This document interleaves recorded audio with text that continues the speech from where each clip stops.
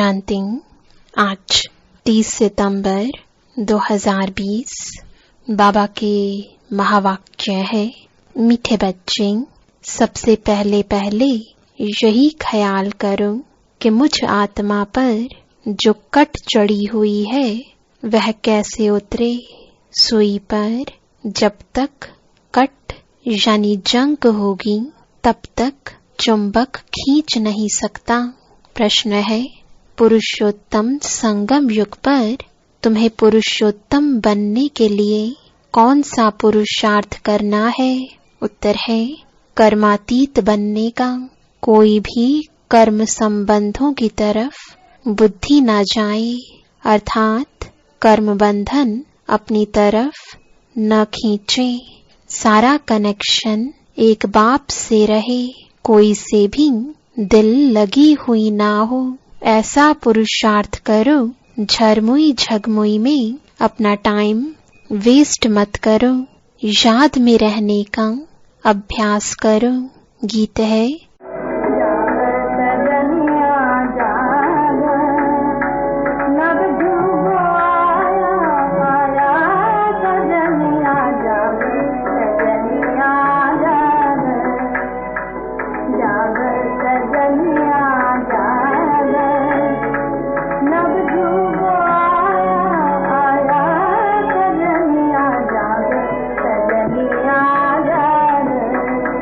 ओम शांति।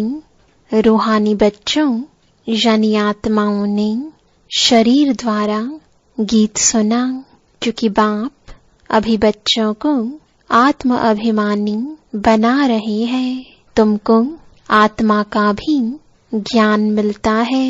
दुनिया में एक भी मनुष्य नहीं जिसको आत्मा का सही ज्ञान हो, तो फिर परमात्मा का ज्ञान कैसे हो सकता? यह बाप ही बैठ समझाते हैं। समझाना शरीर के साथ ही है। शरीर बगैर तो आत्मा कुछ कर नहीं सकती। आत्मा जानती है हम कहाँ के निवासी हैं, किसके बच्चे हैं। अभी तुम यथार्थ रीति जानते हो। सब एक्टर्स पाठधारी हैं। भिन्न भिन्न धर्म की आत्माएं कब आती हैं, यह भी तुम्हारी बुद्धि में है। बाप डिटेल नहीं समझाते हैं, मुट्टा यानी होलसेल समझाते हैं। होलसेल अर्थात 1 सेकंड में ऐसी समझानी देते हैं जो सतयुग आदि से लेकर अंत तक मालूम पड़ जाता है कि कैसे हमारा पाठ नोंधा हुआ है। अभी तुम जानते हो बाप कौन है, उनका इस ड्रामा के अंदर क्या पार्ट है, यह भी जानते हैं। ऊंच ते ऊंच बाप है, सर्व का सदगतिदाता, दुख हरता, सुख करता है। शिव जयंती गाई हुई है, जरूर कहेंगे शिव जयंती सबसे ऊंच है। खास भारत में ही जयंती मनाते हैं। जिसकी राजाई में जिस ऊंच पुरुष की पास्ट की हिस्ट्री अच्छी होती है तो उनकी स्टैंप भी बनाते हैं। अब शिव की जयंती भी मनाते हैं। समझाना चाहिए सबसे ऊंच जयंती किसकी हुई, किसकी स्टैंप बनानी चाहिए। कोई साधु संत अथवा सिखों का, मुसलमानों का व अंग्रेजों का कोई फिलॉसफर अच्छा होगा तो उनकी स्टैंप बनाते रहते हैं। जैसे राणा प्रताप आदि की भी बनाते हैं। अब वास्तव में स्टैंप होनी चाहिए बाप की, जो सबका सदगति दाता है।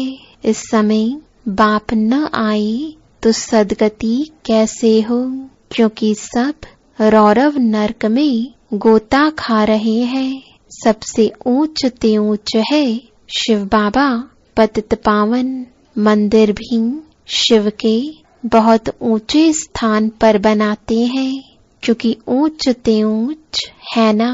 बाप ही आकर भारत को स्वर्ग का मालिक बनाते हैं। जब वह आते हैं तब सदगति करते हैं, तो उस बाप की ही याद रहनी चाहिए। स्टैंप भी शिव बाबा की कैसे बनाए? भक्ति मार्ग में तो शिवलिंग बनाते हैं, वही ऊंच ते ऊंच आत्मा ठहरे। ऊंच ते ऊंच मंदिर भी शिव का ही मानेंगे। सोमनाथ शिव का मंदिर है ना। भारतवासी तमु प्रधान होने कारण यह भी नहीं जानते कि शिव कौन है। जिसकी पूजा करते हैं उसका ऑक्यूपेशन तो जानते नहीं। राणा प्रताप ने भी लड़ाई की, वह तो हिंसा हो गई। इस समय तो सब है डबल अहिंसक। विकार में जाना, काम कटारी चलाना, यह भी हिंसा है ना। डबल अहिंसक तो यह लक्ष्मी नारायण है। मनुष्यों को जब पूरा ज्ञान हो तब अर्थ सहित स्टैंप निकले। सतयुग में स्टैंप निकलती ही इन लक्ष्मी नारायण की है। शिव बाबा का ज्ञान तो वहाँ रहता नहीं, तो जरूर ऊंच ते ऊंच लक्ष्मी नारायण की ही स्टैंप लगती होगी। अभी भी भारत का वह स्टैंप होना चाहिए। ऊंच ते ऊंच है त्रिमूर्ति शिव, वह तो अविनाशी रहना चाहिए, क्योंकि भारत को अविनाशी राजगद्दी देते हैं। परमपिता परमात्मा ही भारत को स्वर्ग बनाते हैं। तुम्हारे में भी बहुत है जो यह भूल जाते हैं कि बाबा हमको स्वर्ग का मालिक बनाते हैं। यह माया भुला देती है। बाप को न जानने के कारण भारतवासी कितनी भूलें करते आए हैं। शिव बाबा क्या करते हैं यह किसको भी पता नहीं है। शिव जयंती का भी अर्थ नहीं समझते। यह नॉलेज सिवाय बाप के और कोई को नहीं है। अभी तुम बच्चों को बाप समझाते हैं, औरों पर भी रहम करो, अपने ऊपर भी आपे ही रहम करो। टीचर पढ़ाते हैं, यह भी रहम करते हैं ना। यह भी कहते हैं मैं टीचर हूँ, तुमको पढ़ाता हूँ। वास्तव में इनका नाम पाठशाला भी नहीं कहेंगे। यह तो बहुत बड़ी यूनिवर्सिटी है। बाकी तो सब है झूठे नाम। वह कोई सारे यूनिवर्स के लिए कॉलेज तो है नहीं, तो यूनिवर्सिटी है ही एक बाप की, जो सारे विश्व की सदगति करते हैं। वास्तव में यूनिवर्सिटी यह एक ही है। इन द्वारा ही सब मुक्ति जीवन मुक्ति में जाते हैं, अर्थात शांति और सुख को प्राप्त करते हैं। यूनिवर्स तो यह हुआ ना, इसलिए बाबा कहते हैं डरो मत। यह तो समझाने की बात है। ऐसे भी होता है इमरजेंसी के टाइम में कोई किसकी सुनते भी नहीं है। प्रजा का प्रजा पर राज्य चलता है, और किसी धर्म में शुरू से राजाई नहीं चलती। वह तो धर्म स्थापन करने आते हैं। फिर जब लाखों की अंदाज में हो तब राजाई कर सके। यहाँ तो बाप राजाई स्थापन कर रहे हैं यूनिवर्स के लिए। यह भी समझाने की बात है। दैवी राजधानी इस पुरुषोत्तम संगम युग पर स्थापन कर रहे हैं। बाबा ने समझाया है कृष्ण नारायण राम आदि के काले चित्र भी तुम हाथ में उठाओ, फिर समझाओ कृष्ण को श्याम सुंदर क्यों कहते हैं। सुंदर था फिर श्याम कैसे बनते हैं। भारत ही हेवन था, अब हेल है। हेल अर्थात काला, हेवन अर्थात गोरा। राम राज्य को दिन, रावण राज्य को रात कहा जाता है। तो तुम समझा सकते हो देवताओं को काला क्यों बनाया है। बाप बैठ समझाते हैं, तुम हो अभी पुरुषोत्तम संगम युग पर, वह नहीं है। तुम तो यहाँ बैठे हो ना, यहाँ तुम हो ही संगम युग पर पुरुषोत्तम बनने का पुरुषार्थ कर रहे हो। विकारी पतित मनुष्यों से तुम्हारा कोई कनेक्शन ही नहीं है। हाँ, अभी कर्मातीत अवस्था नहीं हुई है, इसलिए कर्म संबंधों से भी दिल लग जाती है। कर्मातीत बनना उसके लिए चाहिए याद की यात्रा। बाप समझाते हैं, तुम आत्मा हो, तुम्हारा परमात्मा बाप के साथ कितना लव होना चाहिए। ओहो, बाबा हमको पढ़ाते हैं, वह उमंग कोई में रहता नहीं है।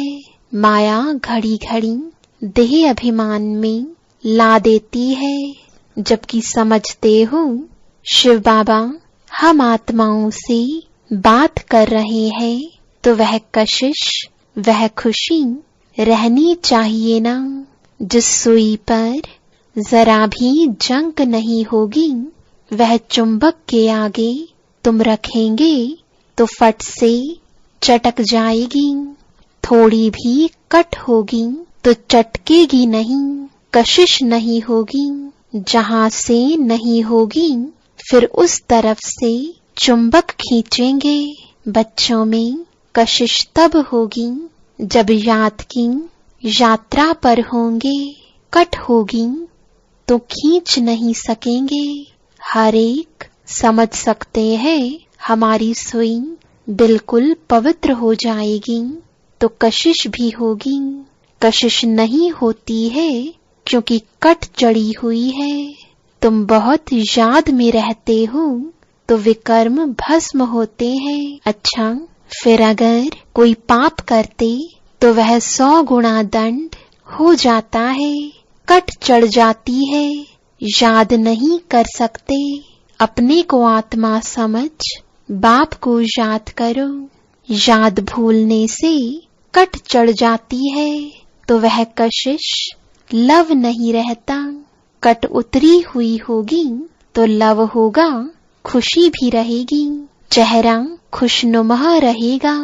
तुमको भविष्य में ऐसा बनना है। सर्विस नहीं करते तो पुरानी सड़ी हुई बातें करते रहते। बाप से बुद्धि योग ही तोड़ा देते हैं। जो कुछ चमक थी वह भी गुम हो जाती है। बाप से जरा भी लव नहीं रहता।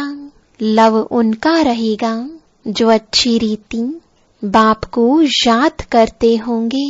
बाप को भी उनसे कशिश होगी। यह बच्चा सर्विस भी अच्छी करता है और योग में रहता है तो बाप का प्यार उन पर रहता है। अपने ऊपर ध्यान रखते हैं, हमसे कोई पाप तो नहीं हुआ। अगर याद नहीं करेंगे तो कट कैसे उतरेगी। बाप कहते हैं चाट रखो तो कट उतर जाएगी। तमो प्रधान से सतो प्रधान बनना है तो कट उतरनी चाहिए। उतरती भी है फिर चढ़ती भी है। 100 गुना दंड पड़ जाता है।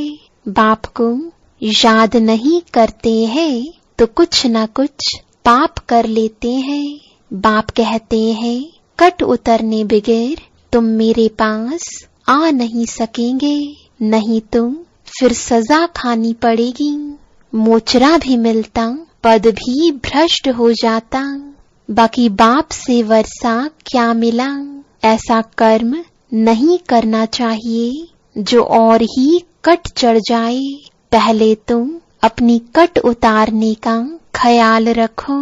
ख्याल नहीं करते हैं तो फिर बाप समझेंगे इनकी तकदीर में नहीं है।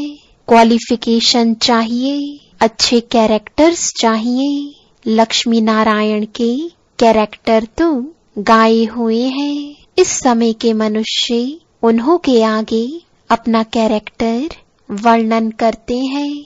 शिव बाबा को जानते ही नहीं। सदगति करने वाला तो वही है। सन्यासियों के पास जाते हैं, परंतु सर्व का सदगति दाता है ही एक। बाप ही स्वर्ग की स्थापना करते हैं, फिर तो नीचे ही उतरना है। बाप के सिवाय कोई पावन बना ना सके। मनुष्य खड्डे के अंदर जाकर बैठते हैं, इससे तुम गंगा में जाकर बैठे तो साफ हो जाए, क्योंकि पतित पावनी गंगा कहते हैं ना।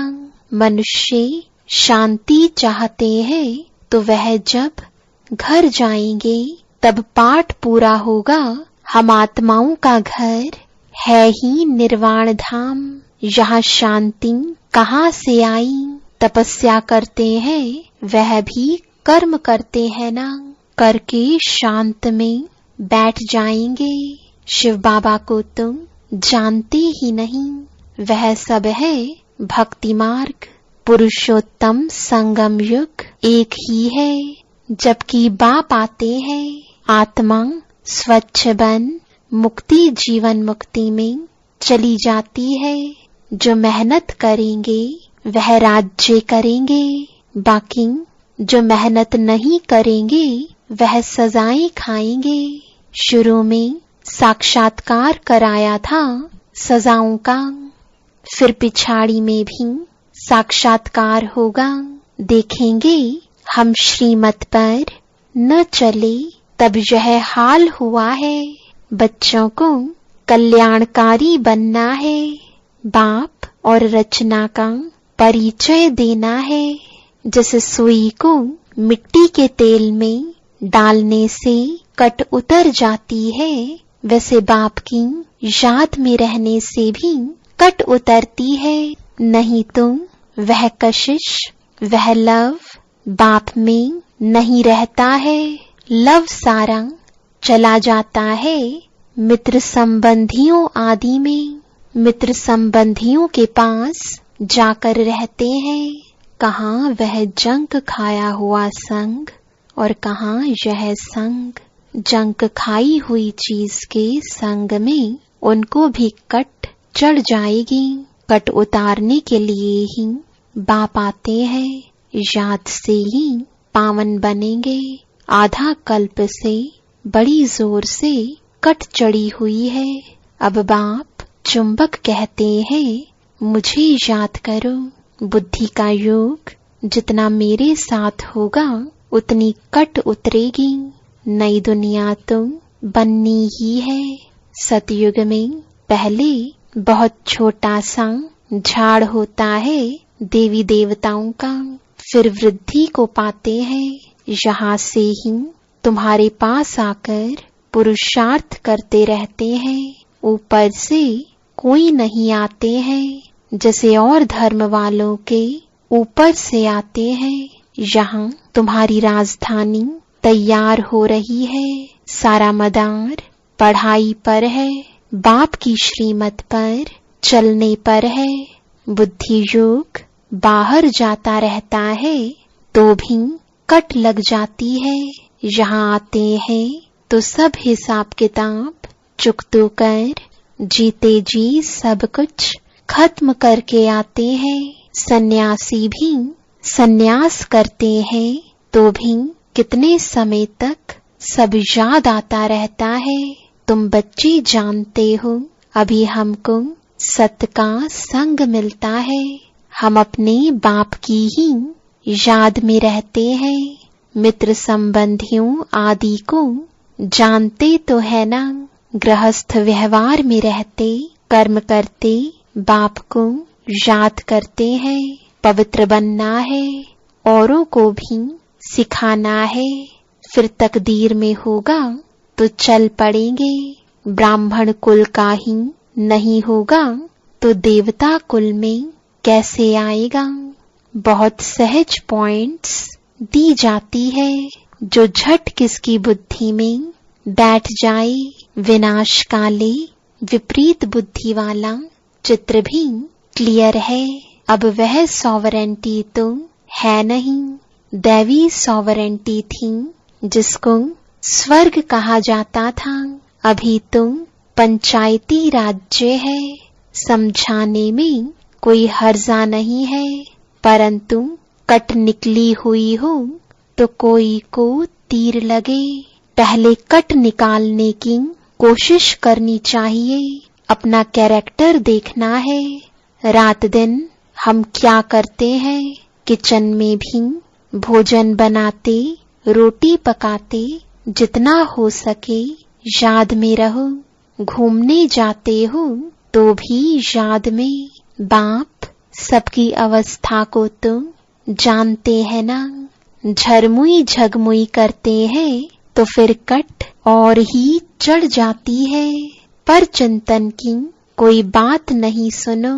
अच्छा, मीठे मीठे सिकिलदे बच्चों प्रति माता पिता बाप दादा का याद प्यार और गुड मॉर्निंग। रूहानी बाप की रूहानी बच्चों को नमस्ते। रूहानी बच्चों की रूहानी बाप दादा को गुड मॉर्निंग और नमस्ते। धारणा के लिए मुख्य सार है। पहला, जैसे बाप टीचर के रूप में पढ़ाकर सब पर रहम करते हैं, ऐसे अपने आप पर और औरों पर भी रहम करना है। पढ़ाई और श्रीमत पर पूरा ध्यान देना है। अपने कैरेक्टर सुधारने हैं। दूसरा, आपस में कोई पुरानी सड़ी हुई पर चिंतन की बातें करके बाप से बुद्धि योग नहीं तोड़ाना है। कोई भी पाप कर्म नहीं करना है। याद में रहकर जंक उतारनी है।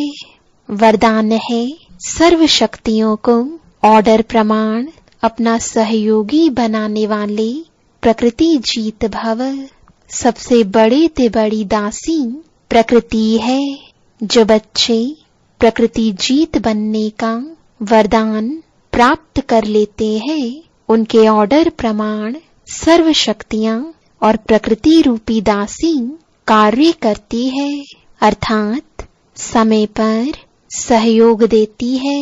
लेकिन यदि प्रकृति जीत बनने के बजाय अलबेलेपन की नींद में व अल्पकाल की प्राप्ति के नशे में व व्यर्थ संकल्पों के नाच में मस्त होकर अपना समय गवाते हो, तो शक्तियां ऑर्डर पर कार्य नहीं कर सकती।